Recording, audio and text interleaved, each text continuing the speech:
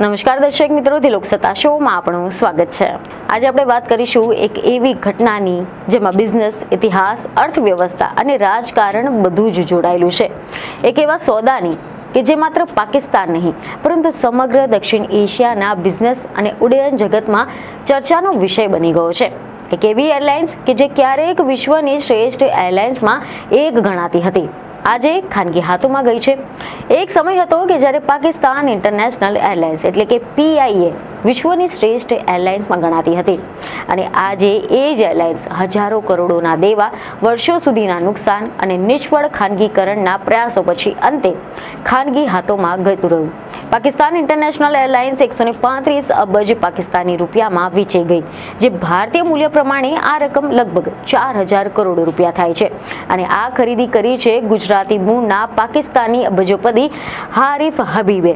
આ માત્ર એક બિઝનેસ ડીલ નથી, આ એક યુગનો અંત અને નવા યુગનો શરૂઆત છે। પ્રશ્ન એ છે કે આરિફ હબીબ કોણ છે અને શું 4000 કરોડની રૂપિયાની આ ડીલ શું આટલી મૂલ્યવાન હતી અને શું PIA ફરી એકવાર જૂના સુવર્ણ દિવસોમાં પરત ફરી શકશે?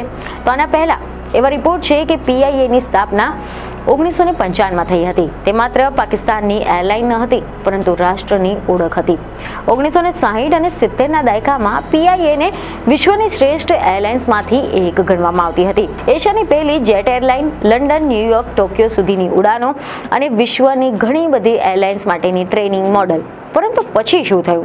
તો રાજકીય હસ્તક્ષેપ, નફાકારકતા કરતા નોકરીઓનું મહત્વ, અતિરિક્ત સ્ટાફ, ખોટી નીતિઓ અને આ બધા જ પરિણામે PIA ધીમે ધીમે નુકસાનના દલદલમાં ફસાતી ગઈ અને હવે અહેવાલો છે કે છેલ્લા 20 વર્ષમાં PIA અબજો રૂપિયાનું નુકસાન કર્યું છે। પાકિસ્તાન સરકાર માટે PIA ભાર બની ગઈ હતી। દર વર્ષે નુકસાન, રાષ્ટ્રીય તિજોરી પર બોજ અને આંતરરાષ્ટ્રીય દબાણ। IMF અને વિશ્વની નાણાકીય સંસ્થાઓ સરકારને કહેતી હતી કે નુકસાન કરતી સંસ્થાઓનું ખાનગીકરણ કરો। પહેલો પ્રયાસ તો નિષ્ફળ ગયો હતો, કારણ કે એક કંપનીએ માત્ર 10 અબજ રૂપિયાની બોલી લગાવી હતી અને સરકારે તેને નકારી કાઢી। પરંતુ બીજા પ્રયાસમાં સરકારે સ્પષ્ટ કહ્યું કે 100 અબજથી ઓછી બોલી સ્વીકાર્ય નહીં હોય। જોકે આ બોલી પ્રક્રિયામાં 3 મોટા નામ ચર્ચામાં રહ્યા। લકી ગ્રુપ, પાકિસ્તાનનો સૌથી મોટો ઉદ્યોગ સમૂહ, આના પછી આવે છે એરબ્લુ, પાકિસ્તાનની ખાનગી એરલાઇન, અને આરિફ હબીબ કન્સોર્શિયમ, નાણાકીય ક્ષેત્રનો દિગ્ગજ। શરૂઆતમાં લકી ગ્રુપ આગળ હતું, પરંતુ ઓપન બિડિંગમાં આરિફ હબીબે રમત પલટાવી નાખી। 135 અબજ પાકિસ્તાની રૂપિયા, લગભગ 4000 કરોડ ભારતીય રૂપિયાની બોલી લગાવી અને અંતે તેમને PIA વેચી દેવામાં આવી। અને હવે આવીએ આખી કહાનીના કેન્દ્રમાં આવેલા આ વ્યક્તિ પર, એટલે કે આરિફ હબીબ પર। નામ સાદું છે પરંતુ સફર અસાધારણ। હબીબ પરિવારના મૂળ ગુજરાતના બાંટવા શહેરમાં છે। 1947માં ભાગલા થયા, ઘર છૂટ્યું, વ્યવસાય છૂટ્યો અને પાકિસ્તાનમાં નવી શરૂઆત થઈ। આરિફ હબીબ 10મા ધોરણ પછી ભણી શક્યા નહીં, પરંતુ તેમને જે શીખ્યું તે હતું સ્ટોક માર્કેટ। એવા રિપોર્ટ છે કે 1970ના દાયકામાં કરાચી સ્ટોક એક્સચેન્જમાં નાની નોકરીથી શરૂઆત થઈ।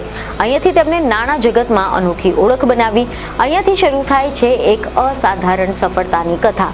આરિફ હબીબ 6 વખત પાકિસ્તાન સ્ટોક એક્સચેન્જના અધ્યક્ષ રહી ચૂક્યા છે। તેઓ સેન્ટ્રલ ડિપોઝિટરી કંપની ઓફ પાકિસ્તાનના સ્થાપક સભ્ય પણ રહ્યા હતા। Fatima fertilizer, Ayesha steel mills, આની સાથે જાવેદાન કોર્પોરેશન, આની સાથે જ સચલ વિન્ડ પાવર, આ તમામ કંપનીઓમાં તેઓ અધ્યક્ષ અથવા તો ડિરેક્ટર રહી ચૂક્યા છે। સરકારી કમિટીઓથી લઈને નિવેશ બોર્ડ સુધી તેમને મહત્વપૂર્ણ ભૂમિકા ભજવી છે। બ્રોકરેજ, ફર્ટિલાઇઝર, સ્ટીલ, પાવર, શિક્ષણ, રિયલ એસ્ટેટ, એવું કોઈ જ ક્ષેત્ર ન હતું કે જ્યાં હબીબ ગ્રુપ હાજર ન હોય। સોદા જીત્યા બાદ આરિફ હબીબે કહ્યું કે PIA અમારી રાષ્ટ્રીય સંસ્થા છે, જેના સુવર્ણ દિવસો રહ્યા છે। તે વિશ્વની બીજી શ્રેષ્ઠ એરલાઇન હતી જેના કર્મચારીઓ સક્ષમ છે અને આજે પાકિસ્તાન જીત્યું છે। આ નિવેદન માત્ર ભાવનાત્મક ન હતું, આમાં એક મોટો આત્મવિશ્વાસ છુપાયેલો હતો।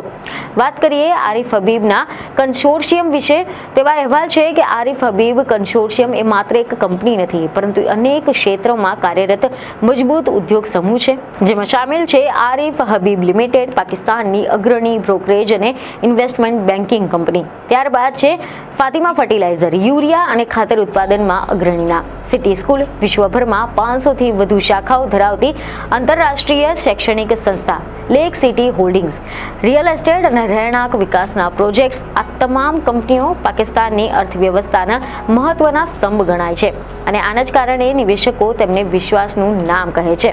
વિશ્લેષકોનું કહેવું છે કે આરિફ હબીબનો ફાયદો તેમનો લાંબા નાણાકીય અનુભવ અને વિશ્વસનીયતા હતી. અને હવે મહત્વનો પ્રશ્ન એ છે કે પીઆઈએને ફરી એકવાર ઉડાન આપવા માટે શું કરશે? તો વિશ્લેષકો કહે છે કે પીઆઈએનું ભવિષ્ય એ 3 બાબત પર નિર્ભર છે. પ્રથમ કે પ્રોફેશનલ મેનેજમેન્ટ અને રાજકારણથી મુક્તિ. બીજું કે અતિરિક્ત સ્ટાફમાં ઘટાડો અને ખર્ચ નિયંત્રણ. ત્રીજું આધુનિક વિમાનો અને આંતરરાષ્ટ્રીય રૂટ્સ પર ધ્યાન. આરિફ હબીબ પાસે નાણાં છે, અનુભવ છે અને વિશ્વસનીયતા છે, પરંતુ એરલાઇન ચલાવવી સ્ટોક માર્કેટ જેટલી સરળ નથી. આ ડીલ માત્ર પીઆઈએ માટે નહીં પરંતુ પાકિસ્તાનની અર્થવ્યવસ્થા માટે પણ મહત્વની છે. આ દર્શાવે છે કે ખાનગી ક્ષેત્ર જાહેર સંસ્થા બનાવીને બચાવી શકાય છે. આ એક સંદેશ છે વિભાજન પછી ગુજરાતી ઉદ્યોગ સાહસ આ પ્રદેશમાં આજે પણ જીવંત છે. જોકે 4000 કરોડની આ ડીલ એ માત્ર એક ખરીદી નથી, આ એક સંઘર્ષની કહાની છે, એક વિભાજનથી વારસાની અને આ એક નવી શરૂઆત છે. ત્યારે હવે જોવાનું એ રહેશે કે શું આરિફ હબીબ પીઆઈએને ફરી એકવાર આકાશમાં ઊંચે ઉડાઈ શકશે? આ પ્રશ્નોનો જવાબ સમય આપશે, પરંતુ એક વાત ચોક્કસ છે કે ગુજરાતના એક નાના શહેરથી પાકિસ્તાનની રાષ્ટ્રીય એરલાઇન સુધી આરિફ હબીબની સફર એ માત્ર બિઝનેસની નથી, આ હિંમત, ધીરજ અને દ્રષ્ટિની કહાની છે. 4000 કરોડની આ ડીલ એ પીઆઈએ માટે એક નવી શરૂઆત બની શકે છે. હવે જોવાનું રહેશે કે આ ઉડાન ક્યાં સુધી જાય છે. બીજને ખબર સાથે ફરી મળીશું. ધન્યવાદ.